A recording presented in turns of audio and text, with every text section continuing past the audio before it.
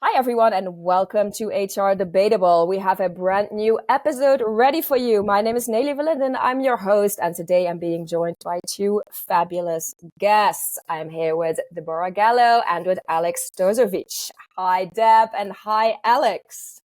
Hello. Hi, Nelly. How are you? I am good. As you know, I am so happy that we get to do this, the three of us today together.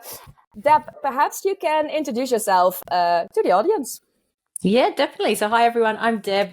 I lead the learning and development function at Muse based in Amsterdam.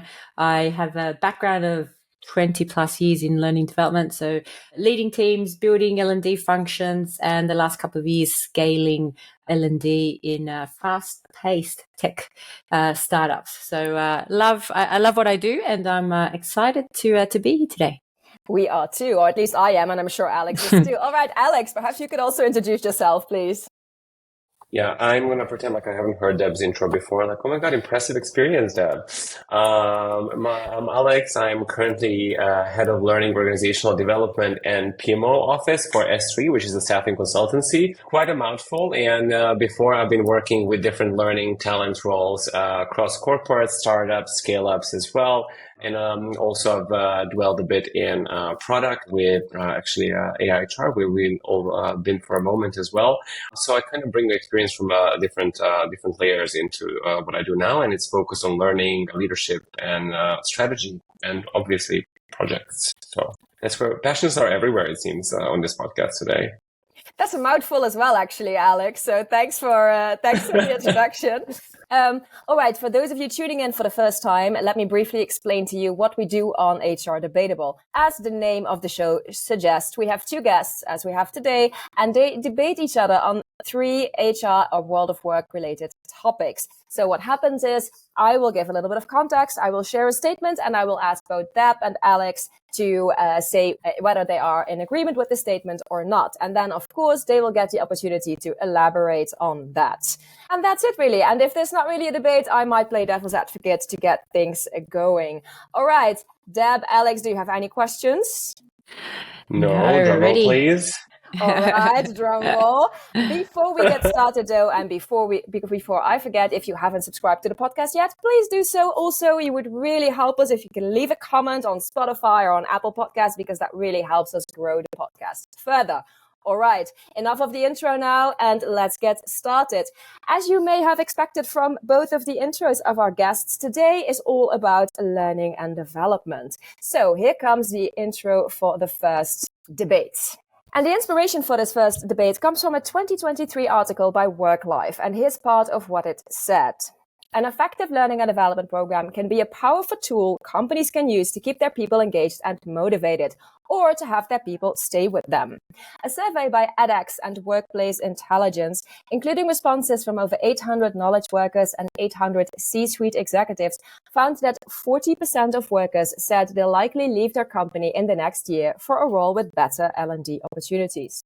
And that number went up to 50%, that's 50, for Gen Z and Millennial workers. People also believe that L&D opportunities should be a given. 84% of respondents said they expect their employer to offer the training and education they need to keep their skill set up to date. And yet, simply having an L&D program in place doesn't cut it. According to the article by Worklife, one of the most important success factors for L&D programs is providing recognition and rewards that incentivize learning. If incentives aren't aligned, employees will feel like the company's L&D program is disconnected from the actual skills needed to progress in the organization and unlock career opportunities. And so, Deb and Alex, we get to our first statement of today. Here goes. L&D programs without recognition and rewards are a waste of time. So L&D programs without recognition and rewards are a waste of time. I'm going to start with you, Deb. What do you vote? Okay, so yes, total waste of time. Rubbish. Wow, that is my answer. There is no point in actually engaging in learning and development if there's no reward. Like these days, everything that we do is for a reward. Like even if if I answer a call on my phone, I get points or I get something for it. So, business has to catch up with the times. We have Gen Z, and there's an inherent expectation that there is something there beyond just, well, what I get paid for. So my answer is that yes, L&D needs to build in rewards. We need to think about how we recognize and incentivize and how we build out. And we need to really start thinking more as marketers, as, business functions, and actually try and sell what we do and really take a different approach. So, all right, edgy. nice. Starting strong. I'm going to ask Alex, what do you vote? I have to say I disagree with Dev this time around. I would say that they're not a waste of time. And well, let's see why. Because when it comes to learning, oftentimes when you manage to tap into intrinsic motivation of people, you will actually have them motivated. So it doesn't mean that they have needed an external award. Dev is pretending like she doesn't. This is the first time hearing. It's like, yes. And at the same time, I think it's really important in this particular angle to look at what are we really talking about when we talk about L&D programs. So we talk about L&D so broadly, but learning is such a broad topic. Yeah, and also when we split it into programs, but also if we think about learning that happens on the job and learning that is happening with a coach or with a mentor and so on. So it really depends what is the purpose of the learning that we're building, if we're going to drive it with gamification, incentivizing, and so on. And I think what I found interesting in your statement, it was saying that people are saying, if I don't have L&D programs, I'm not going to join a job, or I will join a job. But actually what people want is a feeling of progress. And that's what keeps us motivated. And we are motivated once we feel like we are learning and developing and so on. And sometimes you would even take a pay cut to learn something new. So the reward is solely in learning rather than in a treat that's at the end of the journey. That's your opening statement. I like it. And I really like what you said there about the reward is in the learning itself. I think that's a beautiful one. Anyhow, I'm going back to you, Deb. Would you like to elaborate further? Yeah, look, I mean, when it comes to motivation, as Alex said, we know that there's motivation is made up of both extrinsic and intrinsic motivation. I think there is definitely a role that L&D plays in terms of really getting to the core of, well, what is the intrinsic motivation and how do we tap into that? So yes, I think that there should be an element of, the beauty, the values in the learning itself, but like I said before, I don't think we can just solely rely on intrinsic motivation. I think these days there's a lot of options on the table. And at some point, I think L&D needs to differentiate and have considerations for what are some of those extrinsic motivations that will maybe not, that may pull in the learner, that may engage them further, that may help with continuing some of that learning. So I think it's a bit of both. Yeah. I would say I agree with Deb from the perspective of when we launch programs, we do have to think as marketing, like we do have to do a campaign around them. We need to pitch the product. What is it that this will do for you, especially if it's something not popular?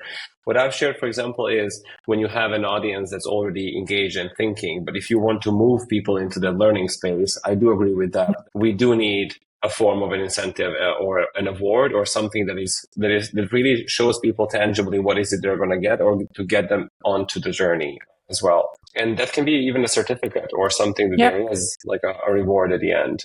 And so, I mean, I don't know if you have come across this, because I'm obviously definitely not as much. I have not 20 years experience. I have no experience really in this space. So you know this way better than I do. But what about making learning and certain learning goals part of people's overall performance goals? Have you come across that? Is that something that potentially could work? Do you have any thoughts on that? Oh, I see Alex starts to smile. I'm not sure if that's good or bad. Deb, maybe I can start with you.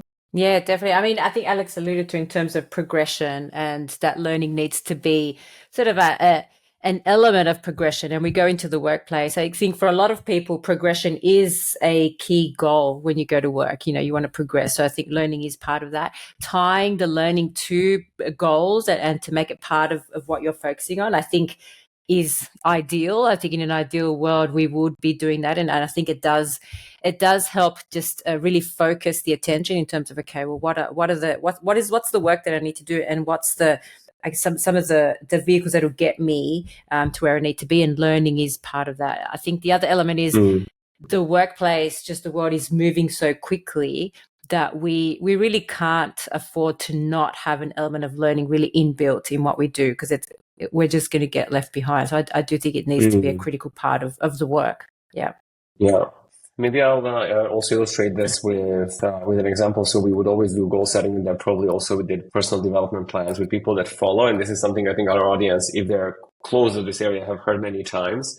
But what I've also noticed with the business, and I do some executive coaching as well around promotion criteria for different people, the business and my current employer is very sales orientated. So they are very keen. They know their business so well. And when someone needs to progress, they would think in terms of the business. But sometimes you don't really think of the skill people need to be to really excel at that next level of a role. And we really need to help there to help them understand how do you debunk leadership? What are the competencies people need to demonstrate visibly? Like, is that driving results, or making sure that someone is able to set up processes or to build effective team and so on? And I think this is where we really need to help people in organizations translate what do you really need for like a high level role, aside from making sure you know your expertise really well and achieving the business outcomes. When it comes to the learning, this is the part where I feel people need the most help, because it's actually, when you talk about learning, it's fluff. I always kind of want to say, when it's such a big topic, and I find it both very inspiring but also so hard working in this role. Because you don't always see the result, and it's sometimes like when we try to explain our terms, it's like trying to explain love or religion or like something very meta at times. So I think we really need to be the translators for the business to make sure we embed it. Yeah. Awesome.